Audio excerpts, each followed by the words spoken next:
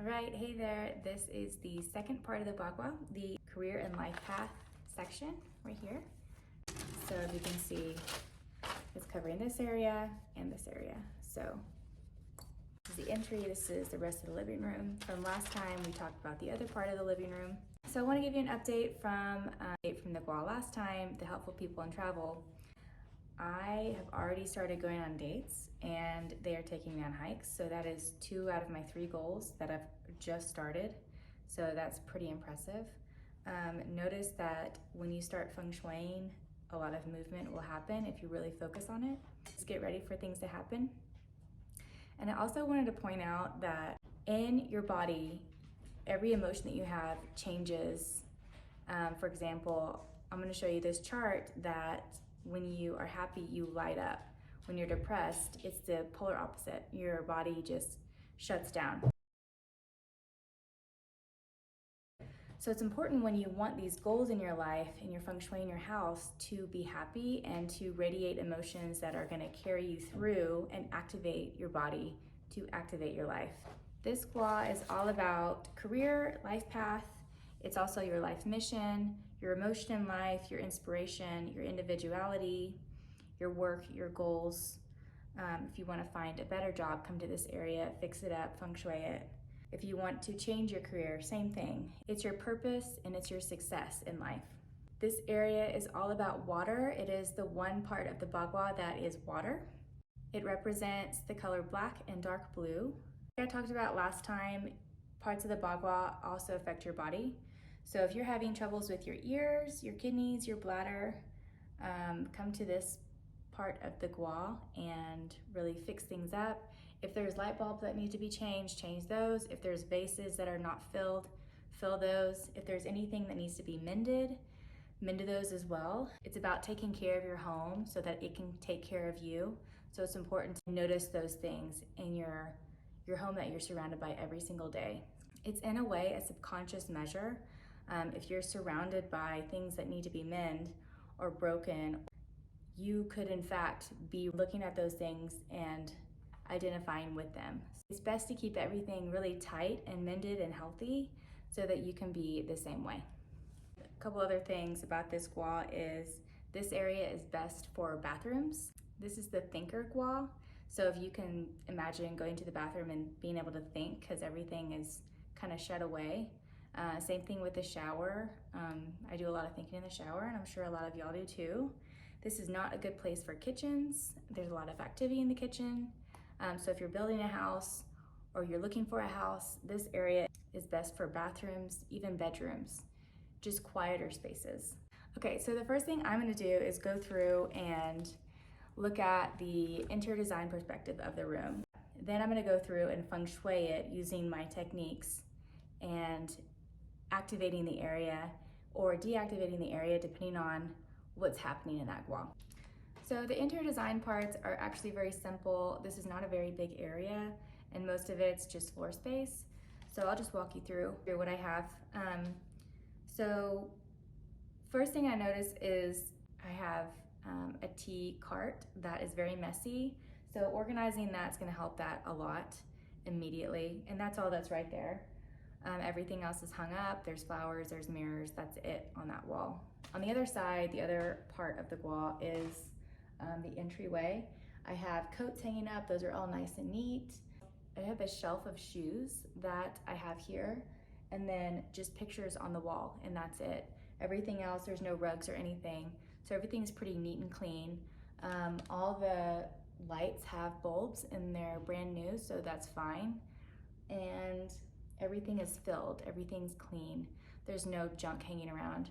There is a bench that is built into the house, but the only thing that's in it are foot coverings and wood for the birdhouse outside that I haven't done yet.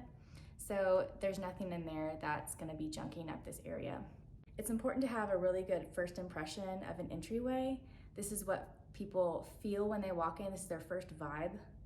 And it's also an easy place to clutter. And when you clutter this area, it can really stuck the whole house, get it really stuffy and stuck. And you want movement here because this is where people come in and out it's really important to have this place organized and clean as much as possible all the time. So interior design wise, I got this little shoe shelf from Habitat of Humanity for $4. So I would love to paint it because it's scratched and it needs just a new coat of paint. So I was thinking either just matching the wood that's existing or the white that's existing with the house so that it kind of just blends in. It's a nice little spot for it. And I think I would just sand it and spray paint it, keep it simple. The next thing I would do is finish the artwork in the entry. I have a piece, a world map that is holding a place for an art piece that I want to do. So I love art, so I love doing my own art, and I think it'd be fun to paint the ghost that's in this house with her dog. I know it sounds really funny, but I think it's really fun. I think it's cute, and I've been wanting to do it for a long time. So I'm gonna paint that and put it in that frame that's existing. It's a way to honor the house, honor the ghost, and she lives in the basement, so I will get to the basement eventually after I do the second floor. But the basement's fun. She reads her books. She's not in my space, so we get along really well. And those are the only 3 things that I really need to do interior design wise. But feng shui wise, the wood, earth, metal, water, and fire elements are pretty well balanced. I would say there's plenty of wood. It's all wood flooring and wood paneling. There is probably too much wood. And in order to take away wood, you add fire. So I can tell you what I'm gonna do with fire because it's also missing. So there's a lot of wood. I'm gonna add some fire. Earth, this paint again is very earthy. Metal in this area, the white paneling acts as metal, white, the color white. So lots of that. Water, there's not a lot of water. There's a few windows in this area and a few light bulbs that have glass, but really not a lot of water. Water can be actual water, glass that emulates water, or the color black or dark blue. There's none of those colors in here. So I was gonna add dark blue or black to the background of the picture that I was telling y'all about. I have it in my head. It'd be cool if it was dark on the outside and kind of a halo dark blue behind the girl and her dog that I'm gonna do. I'll have to take a video of that to show y'all because it's gonna be really cool when it's done. So adding more black and blue to this area and just in a picture is fine. This tea cart is black, so that helps a little bit. And also these mirrors are water, represent water as well. So that helps. And then there's absolutely really no fire in this room. There's this sun shape, which is activating fire. The windows let in the sunshine, that's fire. And then there's no real colors that activate the sunset or any fire colors. So fire is missing. But if I add the woman and her dog that I'm gonna draw, that is fire. So that's activating the whole space. And I feel like when I add that picture in, it's really gonna highlight and activate this whole space. And I'm curious to see what changes when I do that.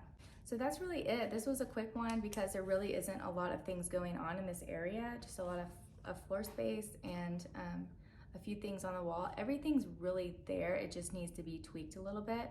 So when I get that art piece on the wall, paint this shelf, and organize this tea cart, things will be a lot more activated and a lot cleaner. So those are quick fixes, minus the artwork, which takes a little bit longer. I will keep you posted on what changes, and the next gua that we will be doing is knowledge and self-cultivation, this area. I will be walking you through what knowledge and self-cultivation is, how to activate it, what to do in certain situations. So stay tuned, and we'll get to that next time. P.S. Like and subscribe to this YouTube. I will be doing a ton more feng shui videos. There's gonna be a lot more things going on other than feng shui in my house. So click and subscribe, and I hope this really activates your life to wanna do this as well. So stay tuned, and I'll see you on the next video.